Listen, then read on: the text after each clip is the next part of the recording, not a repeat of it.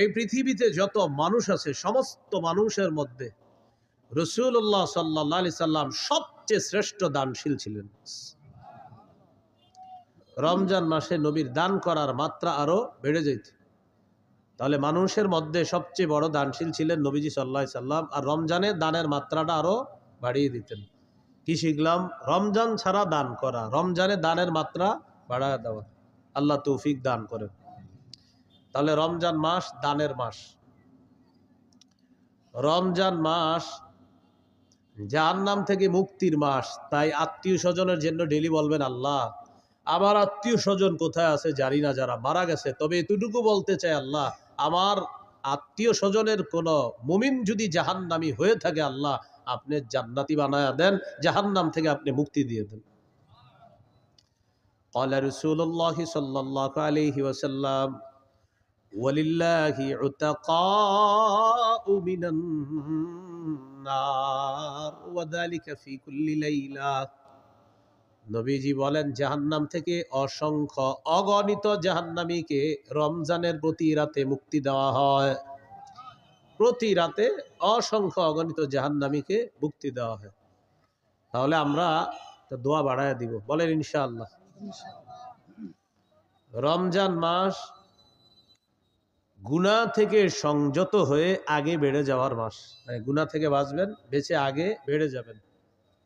নাসাইর বর্ণনা 2106, 2109 হাদিসগুলোতে আসছে নাসাই। قال رسول الله صلى الله عليه وسلم إذا كان أول ليلة من رمضان।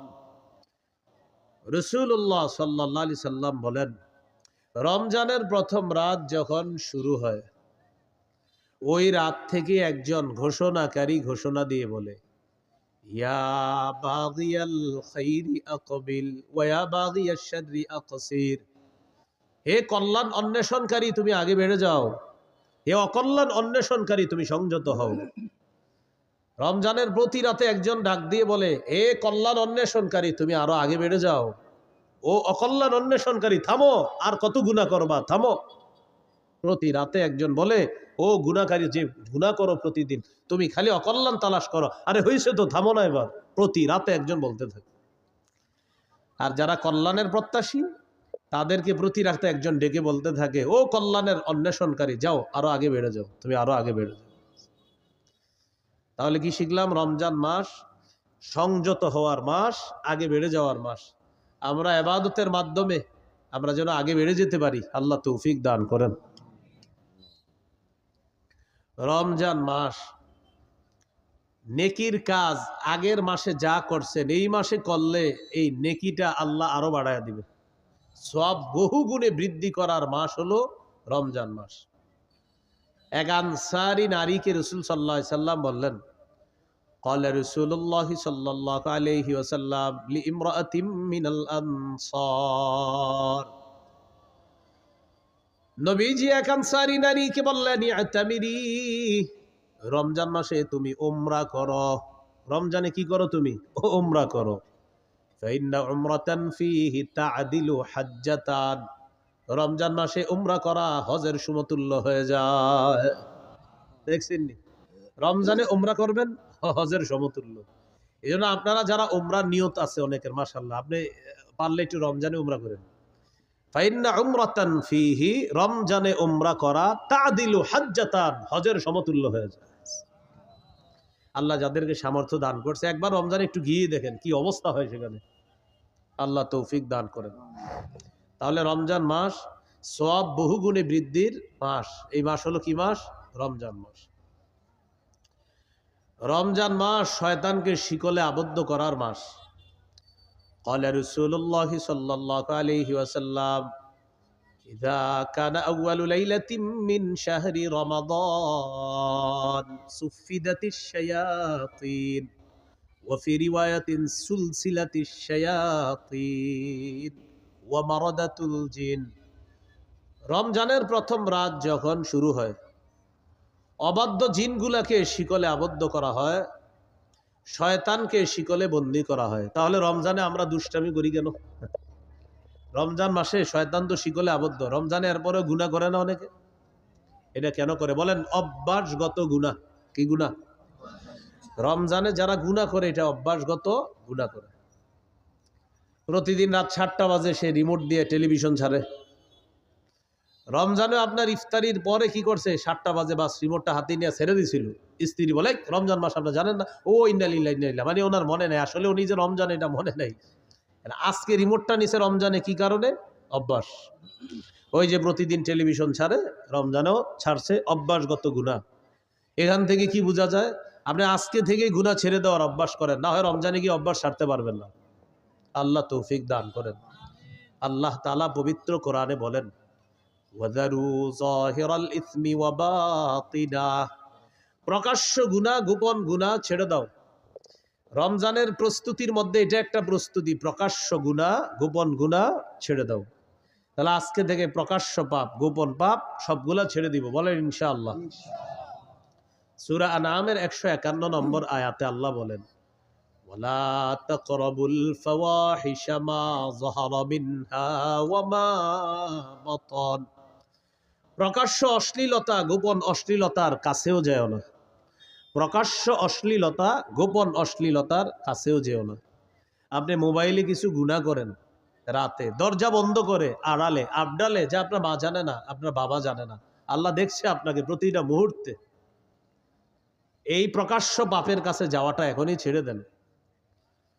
যেমন জিনা নামক পাপের মধ্যে অনেকে জড়িয়ে পড়ে মোবাইলের মাধ্যমে। কানের জিনা, চোখের জিনা, ভিডিও কলে কথা বলছেন, যার সাথে কথা বলা হারাম, চোখের জিনা হচ্ছে।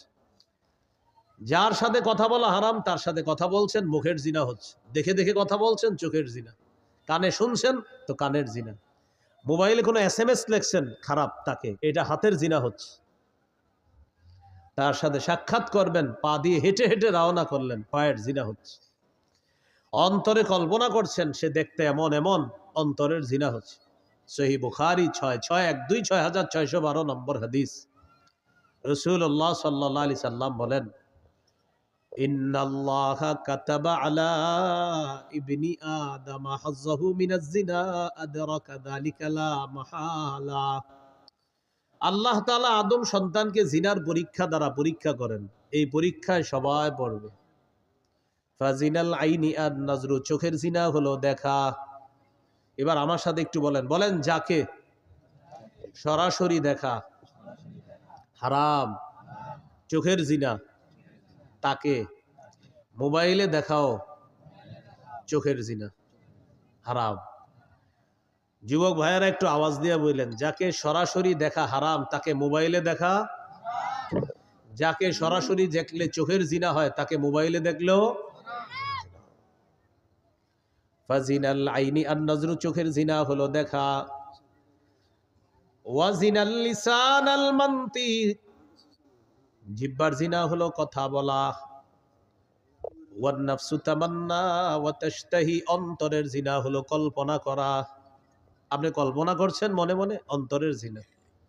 সত্যি করে বলেন, এই জিনায় মানুষ কি পরিমাণ প্রতিদিন প্রতিনিয়ত জড়িয়ে পড়ছে। আর কত বলেন, কবে আপনি গুনাহ ছাড়বেন?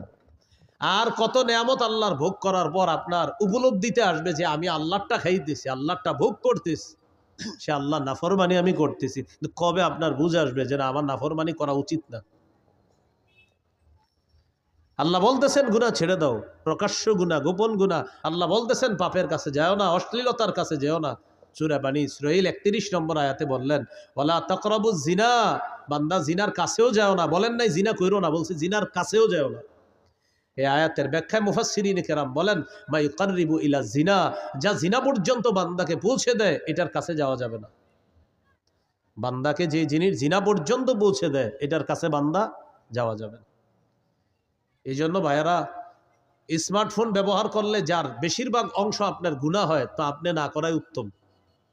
যদি স্মার্টফোন ব্যবহারে এমন হয় বিষয়টা যে আপনি 90% গুনাহ শুধু এটা দিয়ে করতেছেন আর 10% আপনি ভালো কাজ করেন, সেক্ষেত্রে আপনারাই বলেন কি হুজুর 90 ভাগ গুনাহ করে এটা দিয়ে। যদি এমনটা হয় তো আপনি স্মার্টফোন কিভাবে ব্যবহার করেন বলেন? কারণ আপনি তো 90 ভাগ গুনাহ এটা দিয়ে করতেছেন। কোনো আলেম আপনাকে ডাইরেক্ট এটা বলবে না যে তুমি ব্যবহার করবে না, কিন্তু আলেম বলবে তোমার যদি এটা দিয়ে সারাক্ষণ গুনাহ হয় তাহলে তো তুমি এটা ব্যবহার করবে। তো 90 ভাগ গুনাহ যেটা দিয়ে করতেছেন আপনি, না আপনি এটা ব্যবহার করতে পারছেন না। আপনি আপনার অফিসিয়াল কাজগুলা করেন, করে এটা রেখে দেন, কেউ আপনাকে না করবে না, কিন্তু আপনি এটা দিয়া পুরা দুনিয়ার সব গুনাহ আপনি পকেটের মধ্যে নিয়ে ঘুরতেছেন। তখন ওলামায়ে কেরাম আপনাকে বলবে না তুমি এটা ব্যবহার করবে না। সত্যি করে বলেন, স্মার্টফোন দিয়ে কি গুনাহ হয় মানুষের? যদি বেশিরভাগ গুনাহ হয়, আপনার গুনার অংশ হয়, সেক্ষেত্রে মুফতিয়ানে কেরাম আপনাকে বলবে তুমি এটা চালাও না। তো আমি বলছিলাম গুনাহ ছাড়ার অভ্যাস করেন। রমজান মাস অভ্যাসগত গুনাহটা যেন রমজানে আমাদের না হয়। সামনের রমজানটাকে চ্যালেঞ্জ হিসাবে নেন যে ইনশাআল্লাহ এবার আমি গুনাহ মুক্তভাবে রমজানকে স্বাগত জানাবো, আর রমজানেও আমি পরিপূর্ণ সগীরা কবিরা গুনাহ থেকে যথাসাধ্য চেষ্টা করব গুনাহ থেকে বেঁচে থাকার জন্য ইনশাআল্লাহ। আল্লাহ তৌফিক দান করেন। তাহলে শয়তান কোথায় বন্দী থাকে? রমজানে শিকলে। গুনাহ করি কেন?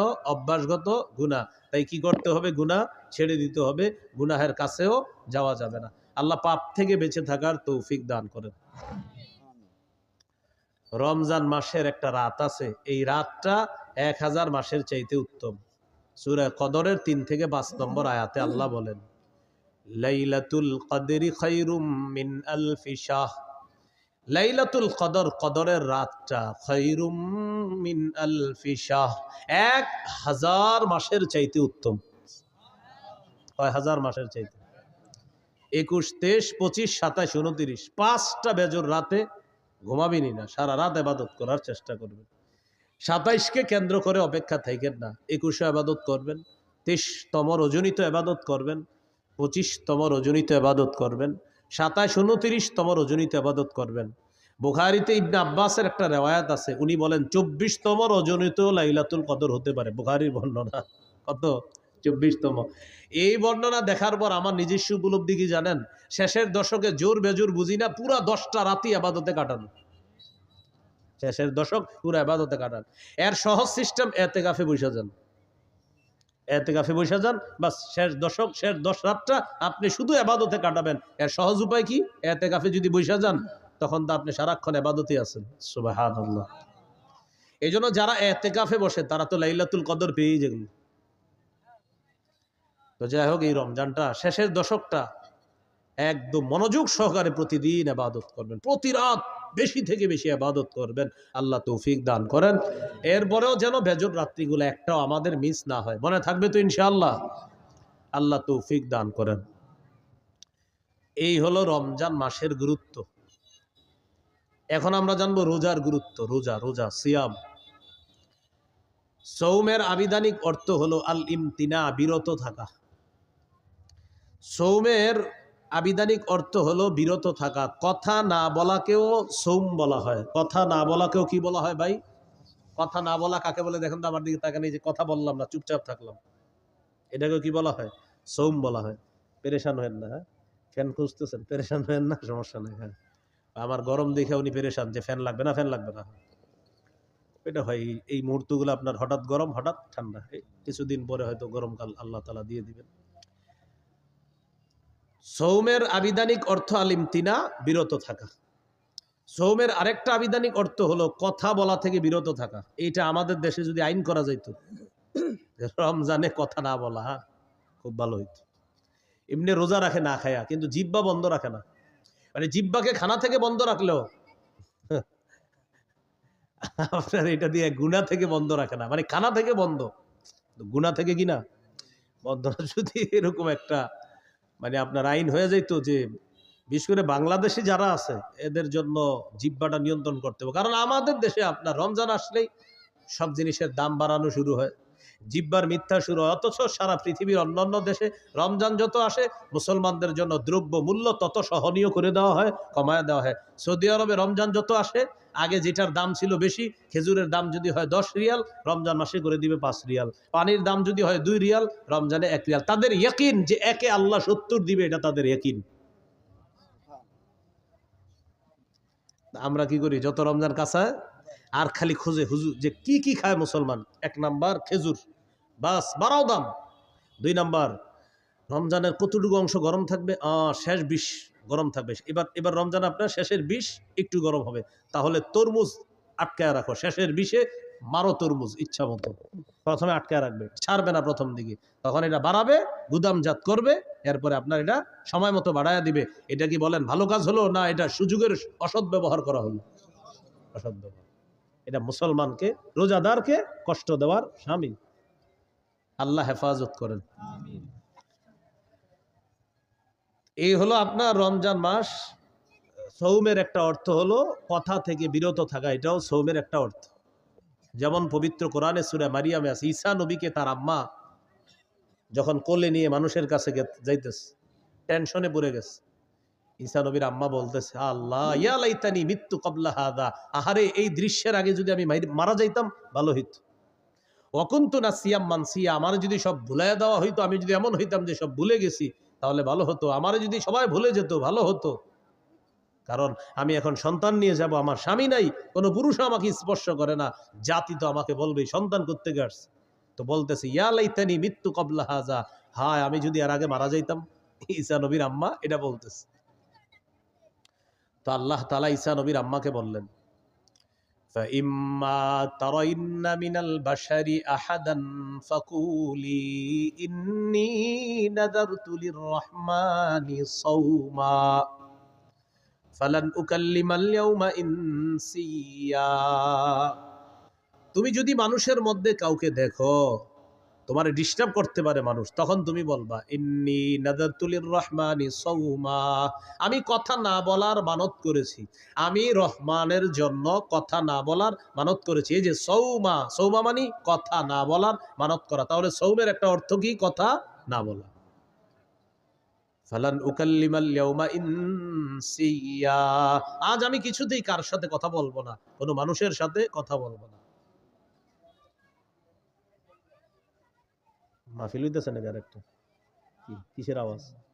কিছু ব্যস্তেছে মনে হয় কেউ মাইক দিয়া। নিষেধ করেন তো, এরকম না আপনাদের মাহফিলের পাশে মাইক বাজবে কেন?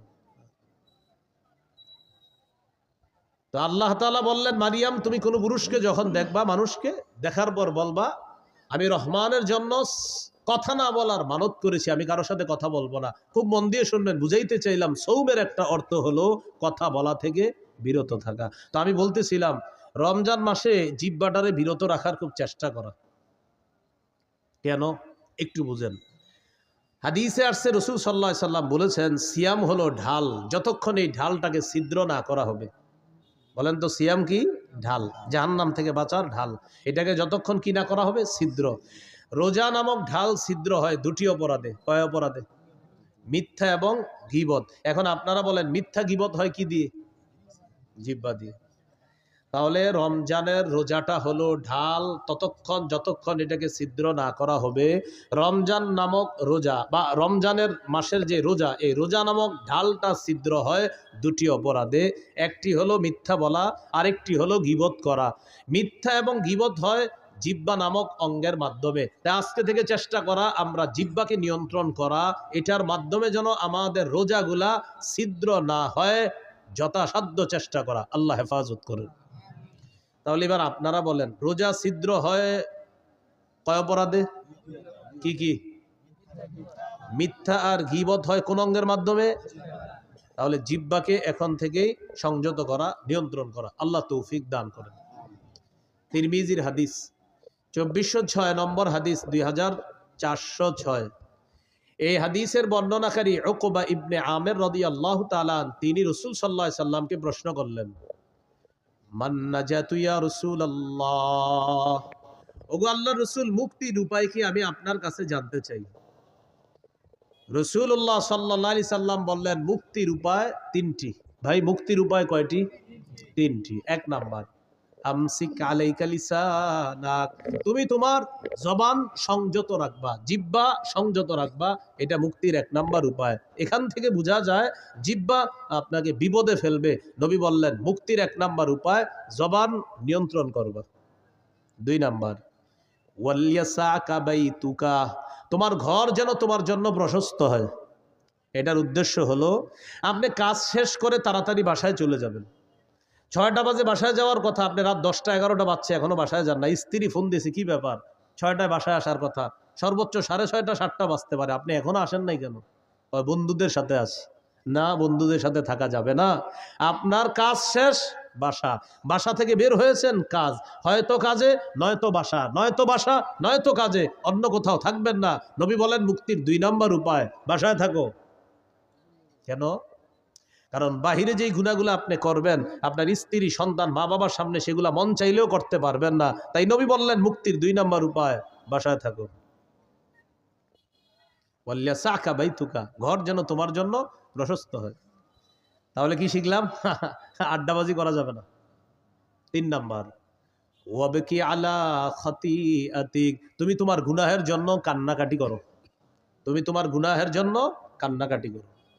তাহলে এখানে মুক্তির 3টা উপায়। 1 নাম্বার, জিহ্বা সংযত রাখা, জবান সংযত করা। বলেন তো রোজা নামক ঢাল ছিদ্র হয় কয় অপরাধে? কি কি? মিথ্যা গীবত হয় কি দিয়ে? নবী মুক্তির উপায় বলছে কয়টা? এর মধ্যে 1 নাম্বার কি নিয়ন্ত্রণ করা? জিহ্বা। তিরমিজির হাদিস 2407 নম্বর হাদিস, 2407 এই হাদিসের মধ্যে আসছে قال رسول الله صلى الله عليه وسلم إذا أصبح ابن آدم فإن الأعضاء كلها تكفر اللسان اتق الله فينا فإنما نحن بك فإن استقمت استقمنا وإن اعوججت اعوججنا। আদম সন্তান যখন সকালে ঘুম থেকে ওঠে, আমি আপনি আমরা যখন আগামীকাল সকালে ঘুম থেকে উঠব, আমার আপনার সমস্ত অঙ্গ প্রত্যঙ্গগুলা জিহ্বাকে ডাক দেয়। কাকে? জিহ্বাকে ডেকে বলে ইত্তাকিল্লাহ ফিনা, ও জিহ্বা আমাদের ব্যাপারে আল্লাহকে ভয় করো। পা জিহ্বাকে ডাক দেয়, হাত জিহ্বাকে ডাক দেয়, নাক জিহ্বাকে ডাক দেয়, চোখ জিহ্বাকে ডাক দেয়, কান জিহ্বাকে ডেকে বলে ও জিহ্বা আমাদের ব্যাপারে আল্লাহকে ভয় করো। কারণ আমরা তোমার মাধ্যমে নিয়ন্ত্রিত। জিহ্বাকে বলে সবাই। ইস্তাকমনা, জিহ্বা তুমি যদি সোজা থাকো আমরাও সোজা থাকবো, ঠিক থাকবো। জিহ্বা তুমি যদি বাঁকা হয়ে যাও আমরাও বাঁকা হয়ে যাব। তাহলে বলেন তো রোজা নামক ঢাল ছিদ্র হয় কয় অপরাধে? কি কি? মিথ্যা গীবত হয় কোন অঙ্গ দিয়ে? জিহ্বা দিয়ে। সমস্ত অঙ্গ প্রত্যঙ্গ কাকে বস মানে? জিহ্বা। জিহ্বা বস সবার, এই জন্য এটা নিয়ন্ত্রণ করেন না। তিরমিজির হাদিস 2408 নম্বর হাদিস قال رسول الله صلى الله عليه وسلم من يتكفل لي ما بين لحييه وما بين رجليه أتكفل له بالجنة। রাসূলুল্লাহ সাল্লাল্লাহু আলাইহি সাল্লাম বলেন, আমার কোন উম্মত যদি 2টি অঙ্গের নিশ্চয়তা আমাকে দিতে পারে যে সে জিহ্বা দিয়ে গুনাহ করে না আর লজ্জাস্থান দিয়ে গুনাহ করে না, 2 চোয়ালের মাঝের অঙ্গ তথা জিহ্বা, 2 রানের মাঝের অঙ্গ তথা লজ্জাস্থান, এই 2টি অঙ্গ দিয়ে সে গুনাহ না করার নিশ্চয়তা যদি আমাকে দিতে পারে, আমি নবী তাকে জান্নাতে নেওয়ার জিম্মাদার হয়ে যাব। তিরমিজির হাদিস 2409 2409 قال رسول الله صلى الله عليه وسلم من وقاه الله شر ما بين لحييه وما بين رجليه دخل الجنة। রাসূলুল্লাহ সাল্লাল্লাহু আলাইহি ওয়াসাল্লাম বলেন, আল্লাহ তাআলা যদি কোনো ব্যক্তিকে জিহ্বা এবং লজ্জাস্থানের গুনাহ থেকে হেফাজত করে, অনিষ্টতা থেকে হেফাজত করে, আল্লাহ তাআলা যদি আমাকে আপনাকে জিহ্বা এবং লজ্জাস্থানের অনিষ্টতা থেকে হেফাজত করে, বাঁচায়, নবী বলেন সে মরবে, দাখালাল জান্নাহ, জান্নাতে প্রবেশ করবে। আল্লাহর কাছে বলা, আল্লাহ জিহ্বার অপরাধ থেকে বাঁচান, লজ্জাস্থানের অপরাধ থেকে আমাকে বাঁচান, বলেন আমিন। তিরমিজির হাদিস 2410 নম্বর হাদিস। এই হাদিসের বর্ণনাকারী সুফিয়ান রাদিয়াল্লাহু তাআলা তিনি রাসূলুল্লাহ সাল্লাল্লাহু আলাইহি ওয়াসাল্লামকে বললেন, হাদ্দিসনি বিআমরিন আ'তাসিমু বিহি ইয়া রাসূলুল্লাহ, হুজুর আমাকে এমন কিছু বলেন যেটা আমি মজবুত ভাবে আঁকড়ে ধরবো, এমন কিছু আমাকে বলেন। ফাকালা রাসূলুল্লাহ সাল্লাল্লাহু আলাইহি ওয়াসাল্লাম কুর রাব্বিয়াল্লাহ সুম্মা ইসতাকিম, তুমি বলো আমার রব আল্লাহ, এটার উপর অটল থাকবা। বলেন রাব্বিয়াল্লাহ, বলেন আবার রাব্বিয়াল্লাহ, আল্লাহ আমার রব বা আমার রব আল্লাহ। নবীজি বললেন, তুমি এই কথাটা বেশি বেশি বলবা আর এটার উপর অটল থাকবা যে আমার রব আল্লাহ, আমার রব আল্লাহ, রব্বি আল্লাহ, আমার রব আল্লাহ। এর মানে হলো লা ইলাহা ইল্লাল্লাহ, আরো যত কিছু আছে এগুলা বেশি বেশি বলা, মানে আপনি স্বীকৃতি দেওয়া আমার রব আল্লাহ, এই কথার উপর অটল থাকা। এবার সাহাবী গুরুত্বপূর্ণ একটা প্রশ্ন করলেন রাসূল সাল্লাল্লাহু আলাইহি সাল্লামকে, মা আখওয়াফু মা তাখাফু আলাইয়া ইয়া রাসূলুল্লাহ, হুজুর আমার জন্য সবচেয়ে বিপজ্জনক আপনি কি মনে করেন? নবীজিকে প্রশ্ন করলেন, ইয়া রাসূলুল্লাহ আমার জন্য সবচেয়ে বিপজ্জনক বিষয় কোনটি আপনি মনে করেন, আপনার কাছে জানতে চাই। ফাখাযা বিলিসানি নাফসিহি, নবী নিজের জিহ্বা মুবারক ধরে বললেন, হাযা, এটা, হাযা, এটা। নবী নিজের জিহ্বা ধরে বললেন, এটা, এটা তোমার জন্য সবচেয়ে বিপজ্জনক মনে করি। কেমন যেন আমাকে আপনাকে সকলকে এটার দ্বারা আল্লাহ রাসূল হুঁশিয়ার বানিয়ে দিচ্ছেন। এক সাহাবীকে নবীজি বলতেছেন তোমার জন্য সবচেয়ে বিপজ্জনক মনে করি, নিজের জিহ্বা দেখায় বলতেছে হাযা, এটা, এটা, এটা। শুধু কি সাহাবীকে বলেছেন না আমাদের সকলকে? সকলকে, এটা, এটা সবচেয়ে বিপজ্জনক। তাহলে মূল কথায় চলে আসি, রোজা ছিদ্র হয় কয় অপরাধে? কি কি? মিথ্যা গীবত হয় কোন কোন অঙ্গ দিয়ে? জিহ্বা। সবচেয়ে বিপজ্জনক অঙ্গের নাম কি? সমস্ত অঙ্গ প্রত্যঙ্গের বসের নাম কি? জিহ্বা। সবাই সকালবেলা কারে ডাকতে থাকে? জিহ্বা। তাহলে এটা বেশিরভাগ মানুষকে জাহান্নামে নিবে, আল্লাহ হেফাজত করেন। তিরমিজির হাদিস 2616 নম্বর হাদিস, 2616। হাদিসের বর্ণনাকারী মুআয ইবনে জাবাল রাদিয়াল্লাহু তাআলা তিনি বলেন, কুনতু মা রাসূলিল্লাহি সাল্লাল্লাহু আলাইহি ওয়াসাল্লাম ফি সাফারিন, আমি রাসূলুল্লাহ সাল্লাল্লাহু আলাইহি সাল্লামের সাথে এক সফরে ছিলাম। فأصبحت يوما قريبا منه ونحن نسير فأصبحت قريبا منه ونحن نسير নবীর সাথে এক সফরে ছিলাম। সফরে চলতে চলতে একদিন সকালবেলা নবীর কাছাকাছি পৌঁছে গেলাম। বুঝছেন তো সফরটা, মানে ওই যুগের সফর কেমন হতো? কেউ হেঁটে, কেউ ঘোড়ায়, তো এইভাবে লম্বা বাহিনী। তো সাহাবী বলেন ওই সফরের মধ্যে আমিও ছিলাম। আমি একদিন নবীর কাছাকাছি চলে গেলাম সকালবেলা। সকালবেলা নবীর কাছাকাছি যাওয়ার পর আমি নবীজিকে গুরুত্বপূর্ণ একটা বিষয়ে জানতে চাইলাম। তাহলে এই বিষয়গুলো আমাদের গুরুত্ব সহকারে জানতে হবে। হ্যাঁ, সবাই খুব মন দেন। সাহাবী বললেন, আখবিরনি বিআমালিন ইউদখিলুনিল জান্নাহ ওয়া ইউবাঈদুনি মিনান নার। হুজুর আমার এমন কিছু আমল বলেন যে আমলটা আমাকে জান্নাতে প্রবেশ করাবে, জাহান্নাম থেকে আমাকে দূরে রাখবে, এমন কিছু আমাকে বলেন। ফাকালা রাসূলুল্লাহ সাল্লাল্লাহু আলাইহি ওয়াসাল্লাম, নবীজি বললেন, তা'বুদুল্লাহ লা তুশরিকু বিহি শাইআ। রাসূলুল্লাহ সাল্লাল্লাহু আলাইহি সাল্লাম বললেন, তুমি আল্লাহর ইবাদত করবা, আল্লাহর সাথে শিরিক করবা না। ওয়া তুকিমুস সালাহ, তুমি নামাজ কায়েম করবা। ওয়া তুতিজ যাকাত, তুমি যাকাত আদায় করবা। ওয়া তাহুজ্জুল বাইতা, তুমি হজ করবা। ওয়া তাসুমু রমাদান, তুমি রমজানে রোজা রাখবা। এখন বলেন তো ইসলামের মৌলিক বিধানগুলো চলে আসছে না কথার মধ্যে? রাসূলুল্লাহ সাল্লাল্লাহু আলাইহি সাল্লাম বললেন, আলা আদুল্লুকা আলা আবওয়াবিল খাইর, আচ্ছা আমি কি তোমাকে কল্যাণের দরজাসমূহের কথা বলবো না? এবার নবীজি বললেন, কল্যাণের অনেকগুলা দরজা, এর মধ্যে উল্লেখযোগ্য দরজা হলো 3টি। কল্যাণের উল্লেখযোগ্য দরজা কয়টি? 1 নাম্বার আস-সাওমু জুন্নাহ, 1 নাম্বার কল্যাণের দরজা হলো সিয়াম, রোজা রাখা। 2 নাম্বার আস-সাদাকাতু তুতফিউল খাতিআতা কামা ইউতফিউল মাউন নার। 2 নাম্বার কল্যাণের দরজা হলো সদকা করা। সদকা এমন একটি ইবাদত, পানি যেমন আগুনকে নিভিয়ে দেয়, সদকা মানুষের গুনাহগুলোকে ধুয়ে মুছে সাফ করে দেয়। তুতফিউ নিভিয়ে দেয়, সদকা গুনাহকে মিটিয়ে দেয়, নিভিয়ে দেয়। পানি যেমন আগুনকে নিভিয়ে দেয়, তো সদকা গুনাহকে এমন ভাবে মিটিয়ে দেয়, বিলীন করে দেয়, পানি যেমন আগুনকে বিলীন করে দেয়, মিটিয়ে দেয়। তো সদকা 2 নাম্বার দরজা। 3 নাম্বার ওয়া সালাতুর রাজুলি মি জাওফিল লাইল, রাতে তাহাজ্জুদ পড়া।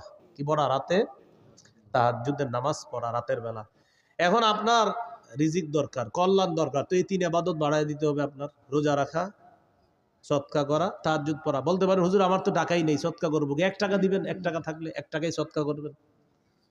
তাহলে রোজা রাখা, সদকা করা, তাহাজ্জুদ পড়া, এইটা হলো আপনার কল্যাণের দরজা। নবীজি এটা বলার পর বললেন, আলা উখবিরুকা বিরাসিল আমরি কুল্লিহি ওয়া আমুদিহি ওয়া দিরওয়াতি সানামি। আচ্ছা, আমি কি তোমাকে কোন জিনিসের মূল কোনটা এটা বলবো না, খুঁটি কোনটা এটা বলবো না, আর সর্বোচ্চ চূড়া কোনটা এটা বলবো না? তখন নবী বললেন, রাসুল আমরি আল ইসলাম, মূলের নাম ইসলাম। সুবহানাল্লাহ। ভাই মূলের নাম কি? ওয়া আমুদুহু আস-সালাহ, খুঁটির নাম নামাজ। ওয়া দিরওয়াতু সানামিহি আল জিহাদ, সর্বোচ্চ চূড়ার নাম হলো জিহাদ, সর্বোচ্চ শিখরের নাম হলো জিহাদ। তাহলে মূলের নাম ইসলাম, খুঁটির নাম নামাজ, সর্বোচ্চ শাখা চূড়া এটার নাম হলো জিহাদ। তাহলে মূলের নাম, খুঁটির নাম, সর্বোচ্চ চূড়া জিহাদ। এখন একটু মন দিয়ে বুঝেন তো, নামাজের কথা আসছে, রোজা, হজ, যাকাত, জিহাদ, সদকা, এরপরে আপনার কল্যাণের দরজা, ইসলাম, সব কিছু চলে আসছে ওয়াজের মধ্যে। এর মানে আমাদের নবী মৌলিক যে ওয়াজটা করেছেন ওই সাহাবীকে, এই মৌলিক কথাগুলা গবেষণা করলে আপনি সারা জীবন কাটাই দিতে পারবেন। ওই সাহাবীকে এই ওয়াজগুলা করলেন, করার পর নবীজি সর্বশেষ যেটা বললেন, আপনার আশ্চর্য হবেন এটা শুনলে। নবীজি এগুলা বলার পর সাহাবীকে বললেন, আলা আদুল্লুকা আলা মালাকি যালিকা কুল্লিহি, আমি যে তোমাকে এতগুলা কথা বললাম, ইবাদত করতে বললাম, নামাজ পড়তে বললাম, যাকাত দিতে বললাম, হজ করতে বললাম, রোজা রাখতে বললাম, কল্যাণের দরজাসমূহের পরিচয় তোমাকে দিয়ে দিলাম, সৎকার কথা বললাম, তাহাজ্জুদের কথা বললাম, জিহাদের কথা বললাম, খুঁটির কথা বললাম, সর্বোচ্চ চূড়া জিহাদ এটার কথাও বললাম, ইসলামের কথাও বললাম। নবীজি বলেন, এই সবগুলা বিষয় তোমাকে বললাম, এর সার নির্যাসটা কি আমি তোমাকে বলবো না? এগুলার সার নির্যাসটা কি তোমাকে বলবো না? সার নির্যাসটা এখনো বাকি আছে, সেটা কি তোমাকে বলবো না? এখন আপনারা বলেন, সার নির্যাসটাই তো আমাদের দরকার। সাহাবী অবাক, এতক্ষণ সুন্দর ওয়াজ করলেন নবীজি, এখনো নাকি সার নির্যাস বাকি। তো নবী সার নির্যাস বলার সময় বললেন, আখাযা বিল ইনসানিহি, জিহ্বা ধরলেন, ধরার পর বললেন, মুআজ কুফা আলাইকা হাজা, এটা নিয়ন্ত্রণ করো, উপরের সব ওয়াজ ঠিক থাকবে। এটা নিয়ন্ত্রণ করো, সব ঠিক থাকবে। মানুষ জিহ্বার মাধ্যমে তার আমলগুলো নষ্ট করে দেয়, সব বরবাদ করে দেয়। রাতে তাহাজ্জুদ পড়ছে 3টার দিকে, কয়টা? তো পাশাপাশি 2 জন হাঁটে সকালে। তো আমি ওনারে খালি বলি, আপনার বিড়ালটা 3টা বাজে এত ডিস্টার্ব করে ওনারে। উনি আমার একদিন বলে, আচ্ছা 3টায় ডেলি আপনার ডিস্টার্ব করে কেন? তা আমি বললাম, 3টায় তাহাজ্জুদ পড়ি তো, এই জন্য বিড়ালটা ওই সময় আমার ডিস্টার্ব। মানে আমার এতদিন বিড়াল বলার মাকসাদ হলো ওনারা জানানো আমি যে 3টায় তাহাজ্জুদ পড়ি। আসলে ওনার বিড়াল ডিস্টার্ব করে এটা আমার মূল উদ্দেশ্য না। উদ্দেশ্য উনি আমারে বলবে যে আচ্ছা বিড়ালটা 3টায় ডিস্টার্ব করে কেন আপনার?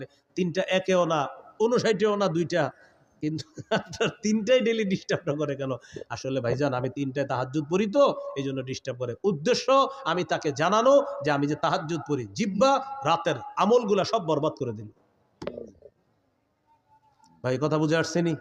তো নবীজি বললেন সব ঠিক থাকবে, এইটা ঠিক রাখো। এটা সাহাবী প্রশ্ন করলেন, ইন্না লামুআখাযুনা বিমা নাতাকাল্লামু বিহি ইয়া রাসূলুল্লাহ, ইয়া রাসূলুল্লাহ, জিহ্বার অপরাধেও কি আমাদেরকে পাকড়াও করা হবে, ধরা হবে? আপনার কাছে জানতে চাই।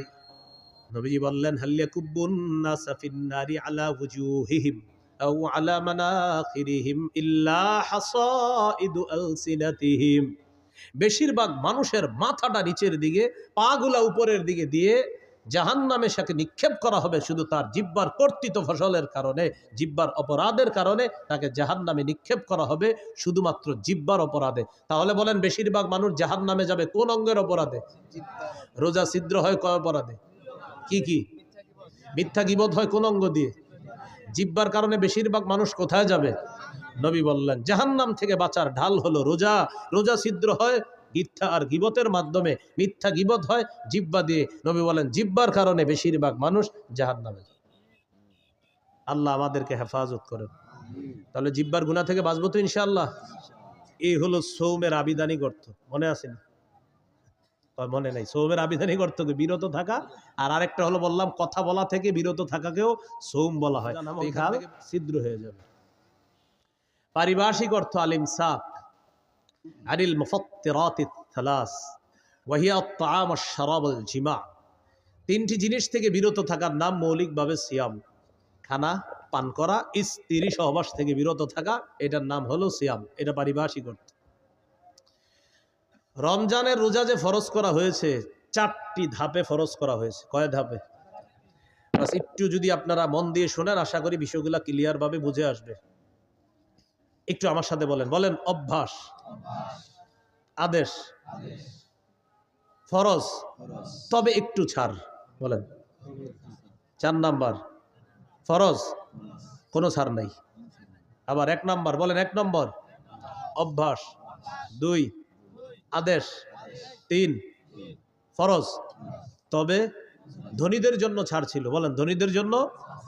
4 নাম্বার বলেন, 4 নাম্বার ধনী গরিব সবার উপর ফরজ, কোনো ছাড় নাই। এই 4টি ধাপে রমজানের রোজা ফরজ করা হয়েছে। 1 নাম্বার অভ্যাস, তিরমিজির হাদিস, 761 নম্বর হাদিস। আবু যর গিফারি রাদিয়াল্লাহু তাআলা আনহুকে রাসূলুল্লাহ সাল্লাল্লাহু আলাইহি সাল্লাম বলেন, আবু যর, ইযা সুমতা মিনাশ শাহরি সালাসাতা আইয়াম, তুমি যদি প্রত্যেক মাসে 3টি রোজা থাকতে চাও, ফাসুম সালাসা আশরাতা ওয়া আরবাআ আশরাতা ওয়া খামসা আশরাতা, তুমি যদি প্রতি মাসে 3টি রোজা রাখতে চাও তাহলে 13, 14, 15 রাখবা। যদি চাও তাহলে রাখবা। অভ্যাস, চাইলে রাখতে পারো। তাহলে প্রথমে নবী অভ্যাস করাইলেন সাহাবায়ে কেরামকে যে তুমি যদি 3টা রোজা রাখতেই চাওই মাসে, তাহলে 13, 14, 15 আরবি মাসের এই রোজাগুলো রাখবা। আর হাদিসে আসছে, মান সামা সালাসাতা আইয়ামিন মিন কুল্লি শাহরিন কানা কামান সামাদ দাহর, যে ব্যক্তি প্রতি আরবি মাসে 3টা রোজা রাখবে, এর মানে 3, 11, 33টা রোজা। প্রতি আরবি মাসে 3টা রোজা। মা বোনদেরকে এই কথাগুলো বললেন, তারা এই রোজাগুলো রাখতে খুব আগ্রহী। পুরুষরা হয়তো কাজ টাজ করে, অনেকে রাখে না। প্রতি আরবি মাসে 3টা রোজা যদি রাখে কেউ, তাহলে 3, 11 কয়টা হয়? 33টা। এই 3, 11, 33টা রোজা, প্রতি আরবি মাসে 3টা রোজা যদি কেউ রাখে, কানা কামান সামাদ দাহর, সে কেমন যেন সারা বছর রোজা রাখে। যদি এই অফারটা রমজান মাসের পরে শাওয়াল মাসেও আছে। রাসূলুল্লাহ সাল্লাল্লাহু আলাইহি সাল্লাম বলেন, মান সামা রমাদান, যে ব্যক্তি রমজানের পুরা রমজান রোজা রাখলো, সুম্মা আতবাহু সিত্তাম মিন শাওয়াল, এরপরে শাওয়ালের 6টা রোজা রাখবে, কানাকা সিয়ামিদ দাহরি কুল্লি, সে যেন সারা বছর রোজা রাখলো। তাহলে একটা হলো 11 মাস, 3, 11, 33টা, এটা একটা অফার আছে। আর একটা হলো শাওয়ালের 6টা রোজা, ওইটাও একটা অফার আছে। তো যাই হোক, আমাদের মূল আলোচনা ছিল 1 নাম্বার অভ্যাস। নবীজি অভ্যাস করেছে, চাইলে 3টা রোজা আরবি মাসে রাখতে পারো। 2 নাম্বার কি ছিল? আদেশ। সহিহ বুখারীর 2002 নম্বর হাদিস, আয়েশা সিদ্দিকা রাদিয়াল্লাহু তাআলা আনহার বর্ণনা, তিনি বলেন, কানা ইয়াউমু আশুরা, আশুরার দিনটা এমন ছিল, তাসুমুহু কুরাইশুন ফিল জাহিলিয়াহ, জাহিলি যুগে কুরাইশরা মুহররমের 10 তারিখে রোজা রাখত। ওয়া কানা রাসূলুল্লাহ সাল্লাল্লাহু আলাইহি ওয়াসাল্লাম ইয়াসুমু, নবীজিও মুহররমের 10 তারিখে রোজা রাখতেন। খুব বুঝেন, জাহিলি যুগে কুরাইশরা মুহররমের 10 তারিখে রোজা রাখত। আমাদের নবীজি সাল্লাল্লাহু আলাইহি সাল্লাম তিনিও রোজা রাখতেন। কবে? মুহররমের 10 তারিখ। ফালাম্মা কাদিমাল মাদিনা, নবীজি যখন মদিনা আসলেন, আসার পর দেখে ইহুদিরা মুহররমের 10 তারিখে রোজা রাখে। ফাকালা রাসূলুল্লাহ সাল্লাল্লাহু আলাইহি ওয়াসাল্লাম, নবীজি বলেন, আচ্ছা তোমরা আজকে রোজা রাখো কেন মুহররমের 10 তারিখে? ইহুদিরা জবাব দিল, হাদা ইয়াউমুন নাজ্জাল্লাহু ফীহি মূসা, এটা এমন একটা দিন যেই দিনে আল্লাহ মুসা নবীকে ফেরাউনের বাহিনী থেকে মুক্তি দিয়েছিলেন। ফাসামাহু শুকরান লিল্লাহ, মুসা নবী শুকরিয়া আদায় করার জন্য মুহররমের 10 তারিখে রোজা রাখছে। আমরা তার অনুসরণে মুহররমের 10 তারিখে রোজা রাখি। কাদের বক্তব্য? ইহুদিদের। আমাদের নবীজি বললেন, মুসা নবীর অনুসরণ করা বা তাকে মহাব্বত করার ক্ষেত্রে তোমাদের চেয়ে বেশি দাবিদার, হকদার আমরা। সুবহানাল্লাহ। মুসা নবীকে অনুসরণ করার ক্ষেত্রে আমরা বেশি হকদার, মুসা নবীর সুন্নাহ পালন করার ক্ষেত্রে আমরা বেশি হকদার, মুসা নবীকে ভালোবাসার ক্ষেত্রে আমি আর আমার উম্মত বেশি হকদার, মুসলমান যারা। নবীজি গুরুত্ব দিয়ে মুহররমের 10 তারিখে রোজা রাখা শুরু করলেন। সাহাবীদেরকে আমারও বিসিয়ামিহি আদেশ করলেন, এখন থেকে মুহররমের 10 তারিখে তোমরাও রোজা রাখবা। অন্য বর্ণনায় আসে মুহররমের 10 তারিখে তোমরা রাখবা, যেহেতু ইহুদিরা রাখে তোমরা আগে পরে একটা রাখবা, হয়তো 9, 10 রাখো, না হয় 10, 11 রাখো, তাদের বিরোধিতা করো। বুঝে আসছিনি? তাহলে এটা কি অভ্যাস না হুকুম? তাহলে 1 নাম্বার ছিল অভ্যাস, 2 নাম্বার হুকুম, আমার বিসিয়ামিহি, এই মুহররমের 10 তারিখে রোজাটা রাখো তোমরা। 3 নাম্বার ফরজ, তবে একটু ছাড়। কাদের জন্য? ধনীদের জন্য। সূরা বাকারার 183 নম্বর আয়াতে আল্লাহ বলেন, ইয়া আইয়ুহাল্লাযীনা আমানু কুতিবা আলাইকুমুস সিয়াম, হে ঈমানদারগণ তোমাদের উপর সিয়াম ফরজ করা হয়েছে। কামা কুতিবা আলাল্লাযীনা মিন ক্বাবলিকুম লাআল্লাকুম তাত্তাকুন, যেমনি ভাবে পূর্ববর্তীদের উপর সিয়াম ফরজ করা হয়েছে। তাহলে এবার সিয়াম ফরজ করা হয়ে গেল। তবে পরের আয়াতে আল্লাহ বলেন, ওয়া আলাল্লাযীনা ইউতীকুনাহু ফিদিয়াতুন তাআমু মিসকিন, সম্পদশালী মানুষের মধ্যে যাদের জন্য রোজা রাখতে কষ্ট হয়, সম্পদশালীদের মধ্যে যাদের জন্য রোজা রাখতে কি হয়? কষ্ট হয়, তারা চাইলে রোজা না রেখে ফিদিয়াতুন, একটা ফিদিয়া আদায় করে দিবে। তাআমু মিসকিন, অসহায় মিসকিনদেরকে একদিন খাওয়ায়া দিবে। তাহলে 3 নাম্বার ফরজ রোজা, তবে ধনী মানুষ যারা, তারা যদি রোজা রাখতে কষ্ট হয় তাহলে একটা রোজার বিনিময়ে একজন মিসকিনকে খাওয়ায়া দিবে ফিদিয়া হিসাবে। এটা ছিল 3 নাম্বার ফরজ, তবে একটু ছাড়।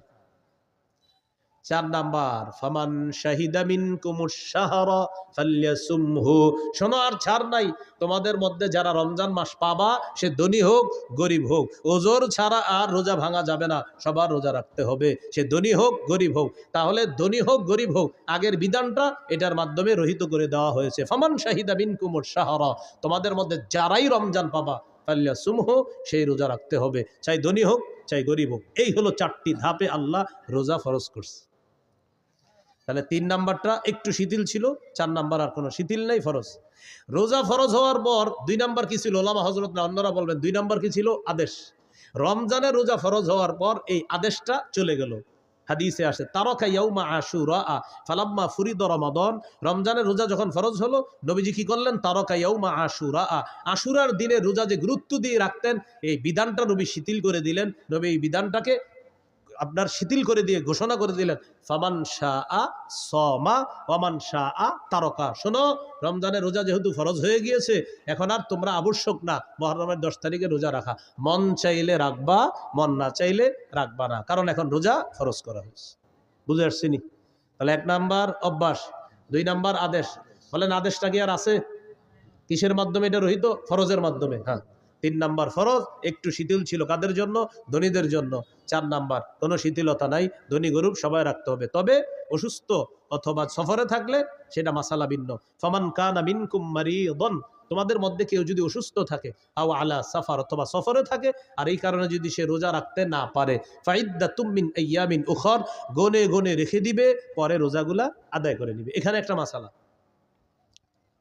আমাদের মা বোনরা সহ অসুস্থতার কারণে যারাই রোজা রাখতে না পারে রমজান মাস, কথার কথা আমাদের কোনো বোন মা অসুস্থতার কারণে তিনি 4টি 5টি 6টি রোজা রাখতে পারে নাই, এখন তিনি রমজানের পরে কি মাস? আরবি শাওয়াল মাস, শাওয়ালের ফজিলতও চায়, আবার ভাঙতি রোজাগুলাও আদায় করবে।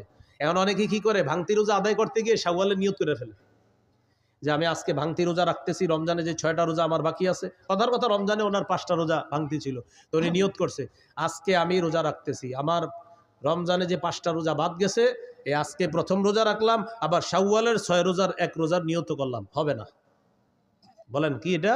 হবে না, তাদাখুল হবে না, আলাদা রাখতে হবে। যদি অসুস্থতার কারণে, কথার কথা আপনার 4টি রোজা রাখতে পারেন নাই, 5টি রোজা রাখতে পারেন নাই, এটা আলাদা রাখতে হবে। আর শাওয়ালের 6 রোজার ফজিলতের জন্য 6টা রোজা আলাদা রাখতে হবে। বুঝে আসছেনি? ফজিলতের জন্য আলাদা, ভাঙতি রোজা আলাদা। আল্লাহ আমাদেরকে মনে রাখার তৌফিক দান করেন। রমজানের প্রথম রাত যখন শুরু হবে, প্রথম রাতে তারাবি পড়বেন। রাতে কি পড়বেন? সাহাবী কেরামের ঐক্যমতে 20 রাকাত তারাবি, সাহাবায়ে কেরামের ঐক্যমত 20 রাকাত তারাবি পড়বেন প্রথম রাতে। সাহারির সময় উঠা নবীর 12 মাসের একটা আমল আছে, 8 রাকাত তাহাজ্জুদ। বলেন কোন মাসের আমল এটা? 12 মাস নবী কয় রাকাত তাহাজ্জুদ পড়তেন? 8 রাকাত। এই 12 মাসের তাহাজ্জুদের 8 রাকাতের আমলটা সাহারির সময় করতে পারেন। হুজুর কেন 12 মাস করলে সমস্যা কি? আপনি কইরেন, আজকেও কইরেন, সমস্যা নেই, আজকেও আপনি 8 রাকাত কইরেন, কিন্তু রমজানে যেহেতু সাহারির সময় আল্লাহ আমাদেরকে উঠাইয়া দেয়, যেহেতু আমরা উঠি, একটা সুযোগ আছে আমাদের, তো এই সুযোগটা গ্রহণ করে রমজানে আমরা 8 রাকাত তাহাজ্জুদ পড়ার চেষ্টা করব। তাহলে তাহাজ্জুদ বলেন 12 মাসের আমল, বলেন তাহাজ্জুদ 8 রাকাত তাহাজ্জুদ, এটা কোন মাসের আমল? এটা আপনি রমজানে পড়তে পারেন, যেহেতু সাহারির সময় ওঠেন। আর তারাবি এটা 12 মাসের আমল না, এটা শুধু রমজানের আমল। তাহলে তারাবি 20 রাকাত পড়বেন সাহাবায়ে কেরামের ঐক্যমতে। হাফেজ সাহেব যারা আছি আমরা একটু ধীরস্থিরভাবে তারাবিতে তেলাওয়াত করব, যেন মুসল্লিরা তেলাওয়াতগুলা বুঝতে পারে। দ্রুত আমরা তেলাওয়াত করব না, খুব সুন্দরভাবে আমরা তেলাওয়াত করব। কাদির, হাকিম, আলিম, সুদূর এগুলা কিন্তু মুসল্লিরা বুঝে। 12 নাম্বার পাড়ায় রশিদ আছে না, কয়েকবার রশিদ, আমাদের এক মুসল্লি নাম আব্দুর রশিদ, উনি গনছে কয় হুজুর আজকে আমি 12 নাম্বার পাড়াটা পড়ছি, আর আমার নামটা কয়েকবার ছিল, আমি গুনছি আপনি এতবার পড়ছেন কিনা রশিদ আমারে বলছে 12 নাম্বার পাড়ার দিন। একদম পুরো আব্দুর রশিদ ভাই এখন আছে লালবাগে, উনি 12 নাম্বার পাড়ার দিন আমার 1 বছর বলছে। এখন আমি ওই মসজিদে না আরেক মসজিদে দাঁড়াই পড়াই, তো যে ওখানে যখন পড়াইতাম লালবাগে আপনার আমলিগুলা এসি মসজিদ, তো ওখানে আব্দুর রশিদ ভাই আছে একজন, তো উনি ওনার নাম যেহেতু আব্দুর রশিদ, তো 12 নাম্বার পাড়ায় রশিদ আছে কয়েকবার, তো উনি গুনে রাখছে যে উনি 12 নাম্বার পাড়াটা পড়ছে আর গুনে রাখছে রশিদ। হ্যাঁ, এভাবে গুনে রাখছে আপনার যে অমা আমরু ফিরআউনা বিরশিদ আলাইসা মিনকুম রাজুলুর রশিদ, এইভাবে রশিদ আছে কয়েকবার 12 নাম্বার পাড়ায়, তো ওনার নাম আব্দুর রশিদ। তো এই বেচারা আইসা গনছে কয় হুজুর রশিদটা কিন্তু আপনি যেই বাক্য আমি গনছি আপনি যে ঠিক এতবারে আমি পড়ছি আজকে, আপনি এতবারই পড়ছেন, তার মানে বেচারা আমার পড়াটা মন দিয়ে শুনছে। তো এই জন্য বলতে চাইলাম মুসল্লিরা কিন্তু আছে যে উনি শুনতে চায় যে আজকে আমি যে পারাটা পড়ছি এখানে ইন্নাল্লাহ আলা কুল্লি শাইইন কাদির পড়ছি, মানে অনেকে দেখবেন আপনি যেটা পড়বেন উনিও দিনের বেলায় পারাটা তেলাওয়াত করে, তো রাতের বেলা উনি অপেক্ষা থাকে যে এই পৃষ্ঠার শেষে তো একটা হাকিম আছে, হুজুর দিয়ে হাকিম পড়লো না, উনি অপেক্ষা থাকে উনি হাকিম পড়বে, উনি খবির পড়বে, উনি আলিম পড়বে, তো এটা তো আগ্রহ, এটা ভালো। এই জন্য আমরা একটু বুঝিয়ে শুনিয়ে তাদেরকে পড়ার একটু চেষ্টা করবো, বলেন ইনশাআল্লাহ। সুন্দরভাবে দেখেন এইখানে যারা আছে যারা হাফেজ না তারাও কিন্তু এই আয়াতটার সাথে পরিচিত, ইন্নাল্লাহ আলা কুল্লি শাইইন কাদির, সবাই পরিচিত না আপনারা? তো এটা যখন নামাজে শুনবেন আপনার মাথায় ওহো এটা তো আমিও চিনি, এটা আমিও জানি, এই আয়াত তো আমিও পারি, আল্লাহু আলা কুল্লি শাইইন কাদির, এটা আমিও পারি। এরপরে আপনার আল্লাহু খাবীরুম বিমা তা'মালুন, ইন্নাল্লাহা খাবীরুম বিমা তা'মালুন, এগুলো আপনি। এরপরে 19 নম্বর পারায় আছে আপনার বিসমিল্লাহির ইন্নাহু মিন সুলাইমান ওয়া ইন্নাহু বিসমিল্লাহির রহমানির রহিম। আচ্ছা বিসমিল্লাহির রহমানির রহিম পারেন না এমন কেউ আছেন? তিনি যখন 19 নম্বর পারার দিন শুনবে বিসমিল্লাহির রহমানির রহিম বলছে হুজুরে হুজুর আসলে ঠিকই তো, এটা তো আছে এখানে, এইভাবে তার আগ্রহ তৈরি হবে। হ্যাঁ, 24 নম্বর পারায় আছে আলহামদুলিল্লাহ রব্বিল আলামিন, 24 পারার 15 নম্বর পৃষ্ঠায় আছে আপনার যে আলহামদুলিল্লাহ রব্বিল আলামিন। তখন আপনারা আলহামদুলিল্লাহ রব্বিল আলামিন পারেন না কে কে? সবাই পারেন। বুঝাইতে চাইলাম অনেক মুসল্লি আছে যারা অনেক পরিচিত আয়াত আছে, তারা এগুলো শুনতে চায় যে তারা ভিতরে হুজুর পড়বে আর আমি এটা মন দিয়ে শুনবো। তাহলে আমরা এইভাবে বুঝিয়ে শুনিয়ে একটু তেলাওয়াত করার চেষ্টা করব, বলেন ইনশাআল্লাহ। তাহলে রমজান মাসে আমরা তারাবি পড়বো, সাহাবী কারামের ঐক্যমতে 20 রাকাত তারাবি পড়বো, ধীরস্থির ভাবে পড়বো, আর 8 টাকার তাহাজ্জুদ, এটা নবীজির 12 মাসের আমল। প্রশ্ন হলো হুজুর এটা 12 মাস করি না কেন? আপনি করেন, কোনো সমস্যা নাই, কিন্তু রমজানে যেহেতু সাহারির সময় আল্লাহ আমাদেরকে উঠি খাওয়ার জন্য 8 টাকার তাহাজ্জুদ পড়ার চেষ্টা করব। রমজানে দিনের বেলা যদি কেউ আপনার কাছে আইসা আপনারে বলে ভাই কি অবস্থা, কেমন আছেন, বলবেন আলহামদুলিল্লাহ, তো তারাবি পড়ছেন? জি পড়ছি। এরকম কিছু লোক আপনারে বলবে কয় রাকাত পড়ছেন, বলবেন তারাই পড়ছি তো 20 রাকাত পড়ছি। 8 পড়েন নাই, বলবেন 8ও পড়ছি। 20 পড়ছেন? হ্যাঁ 20ও পড়ছি। আরে 20 8 দোনোটাই পড়ছেন, এটা কোনো কথা? পড়েন নাই কি? বলবেন ঝগড়া পড়ি নাই। কি পড়ি নাই? ঝগড়া। পড়ছেন কি? বলবেন 20ও পড়ছি 8ও পড়ছি। তো 20 কি বললেন? বলবেন সাহাবায়ে কেরামের ঐক্যমতে 20 রাকাত তারাবি এটা পড়েছি। 8 কি বললেন? নবীজির 12 মাসের আমল তাহাজ্জুদ 8 রাকাত, এটাও পড়েছি। পড়েন নাই কি? ঝগড়া পড়ি নাই, যে নিয়তে আপনি আসছেন এটা আমি পড়ি নাই। আসসালামু আলাইকুম যান। নবীজি বলে দিয়েছেন ফাইন সাববাহু আহাদুন, কেউ যদি তোমার সাথে ঝগড়া করতে আসে বলবা ইন্নী ইমরুন সাইম, ভাই আমি রোজাদার, ঝগড়া করতে পারবো না। মনে থাকবে তো ইনশাআল্লাহ? আল্লাহ তৌফিক দান করেন ইনশাআল্লাহ। আশা করি আমি আগামী 5-6 দিনের মধ্যে রমজান বিষয়ক আমার একটা কিতাব বের হয়ে যাবে ইনশাআল্লাহ। ওই মিম্বরের আমানত 8 খণ্ড আবাদত আসে, 9ম খণ্ডের মধ্যে আলোচনা হলো যাকাত, রমজান, হজ। 9ম খণ্ডের আলোচনা যাকাত, রমজান, হজ, কোরবানি, মুহররম। যাকাত, রমজান, হজ, কোরবানি, মুহররম, সফর। সফরে কিছু কুসংস্কার আছে, এই পুরো আলোচনাগুলো 9ম খণ্ডে আছে। তো ওলামা হজরতদের অনেকে বলে ওইটা কবে আসবে, আমি আসলে 6 মাস ধরে বলতেছি আসবে আসবে, এখনো আসে না। তো সর্বশেষ বলতেছি ইনশাল্লাহ আশা করি 5-7 দিনের মধ্যে এটা যে কোনোভাবে ইনশাল্লাহ আনার চেষ্টা করতেছি। তাও ইনশাল্লাহ কিন্তু বারবার বলতেছি, আপনার আবার এরকম বলার সুযোগ নাই, কই বললেন তো 5-7 দিনের মধ্যে আসে নাই, তো বারবার বলতেছি ইনশাআল্লাহ আসবে। হ্যাঁ, তো এটা আপনারা একটু সংগ্রহ করে নেবেন। এখন ওই গাড়িতে 1 থেকে 8 খণ্ড আছে, এখন গাড়িতে 1 থেকে 8 খণ্ড আছে, যাদের প্রয়োজন হয় নিতে পারেন। 1 নম্বর খণ্ড সন্তানের 64টা অধিকার, 2য় খণ্ড শিরিক বেদাত কুফুর তাওহীদ, 3য় খণ্ড হালাল হারাম সুদ, 4র্থ খণ্ড স্বামী স্ত্রীর অধিকার, 5ম খণ্ড লা ইলাহা ইল্লাল্লাহর ব্যাখ্যা, 6ষ্ঠ খণ্ড নামাজ, 7ম খণ্ড পাক না পাকের মাসালা। যেমন শীতকালে ইমাম সাহেবরা প্রশ্ন করেন, হুজুর ঢিলা নিলে হবে না, পানি কি নিতে হবে? আর গরমকালে প্রশ্ন করে, হুজুর পানি নিলে চলবে না, ঢিলা নিতে হবে। এখন করবেন কোনটা? এটা সপ্তম খণ্ডে আলোচনা আছে। অষ্টম খণ্ডে আপনার নামাজের মাসালাগুলা আলোচনা আছে অষ্টম খণ্ডে।